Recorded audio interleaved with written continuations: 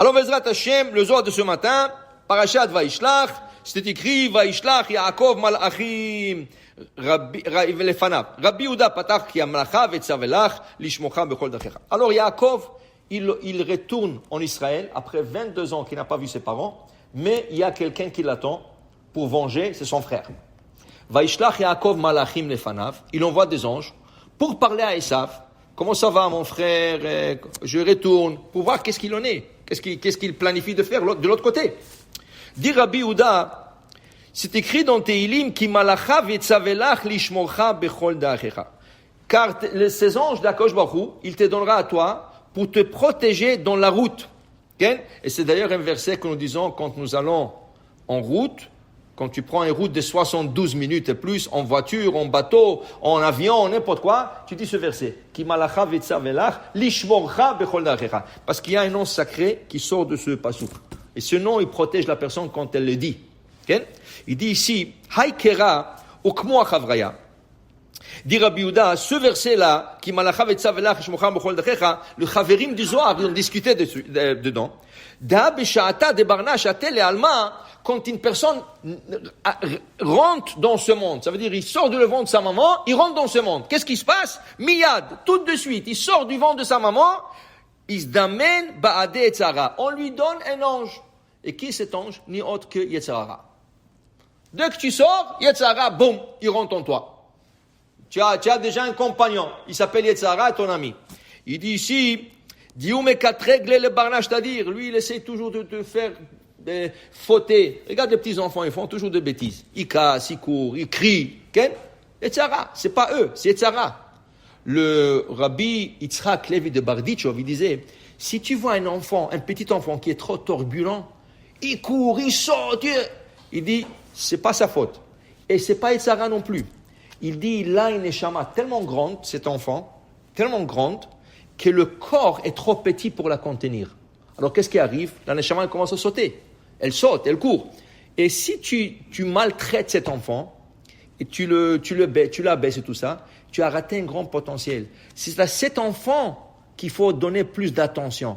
Aujourd'hui, dans la société moderne, qu'est-ce qu'on fait avec ces enfants? Ritalin, paf, Ritalin, tu lui rends le cerveau out, KO. Okay?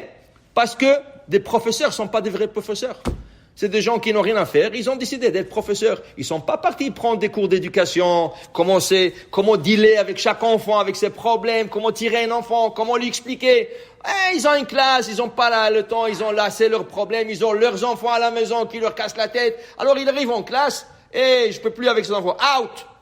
Out. Ou tu appelles le directeur, dis-moi, si tu donnes pas 5 Ritalin par jour, je vais pas de lui. Vous savez, en Israël, qu'est-ce qui est arrivé? Israël, les enfants sont Chachamim, ishtabbarshemon. Il y avait un enfant, il était un peu, pas beaucoup, un peu. Mais le professeur, il n'avait pas de patience.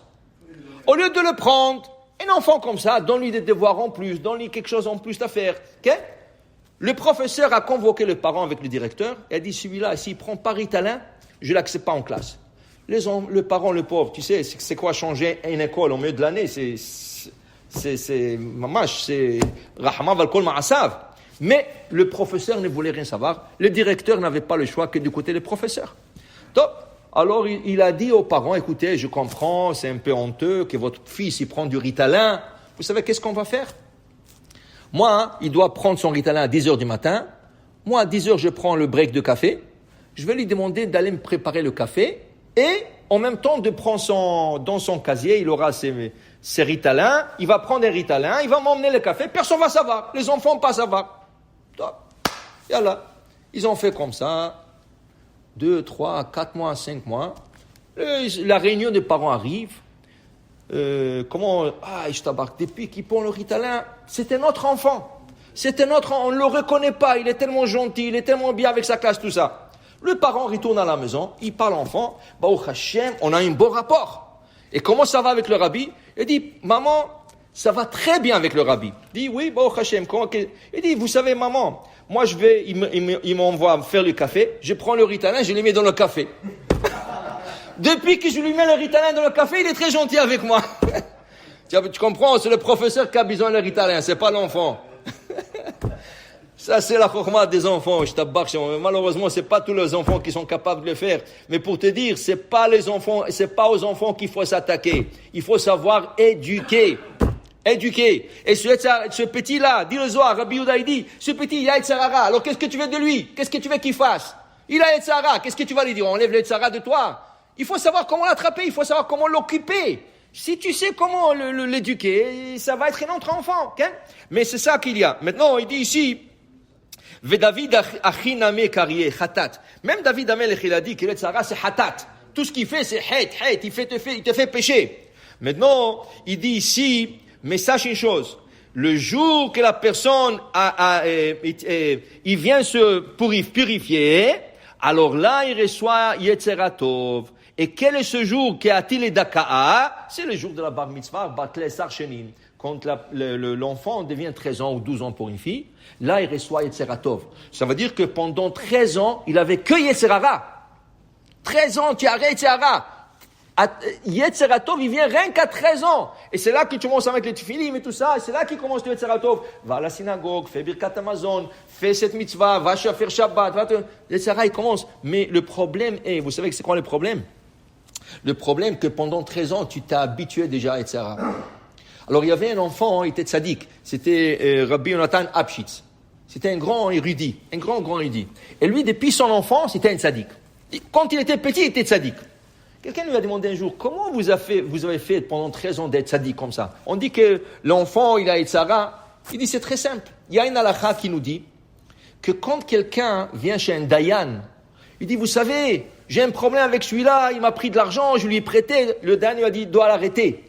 Si tu veux que je juge entre vous, tu n'as pas le droit de me raconter l'histoire. Il faut que lui vienne, tous les deux ensemble, et là tu dis tout ce qui est arrivé. Parce que si j'entends à toi, en premier, c'est fini. Moi, je vais être convaincu que tu as raison. Okay? Et si le gars, il a commencé à tirer sur tout son cas, je vois là, il a fait le dayan lui dit, je m'excuse, va choisir un autre dayan. Le dayan n'a pas le droit d'écouter un avant d'écouter l'autre. Okay? La même chose. Disait le Rabbi Natan Apshitz, quand Yetzara, il me disait, va là-bas, fais ça, casse ça, crie. Je lui dis, le Yetzeratov, il n'est pas encore là. Attends 13 ans, quand le Yetzeratov va être là, je vais vous écouter les deux. Et là, je vais choisir entre vous deux. Et c'est comme ça qu'il s'est débarrassé son Yetzara. Pour dire que Yetzara, il est là depuis l'âge 0. Dès que tu sors, il est là. Mais il faut savoir aussi comment se conduire avec lui. Baruch Adonai Le'olam. Amen ve Amen.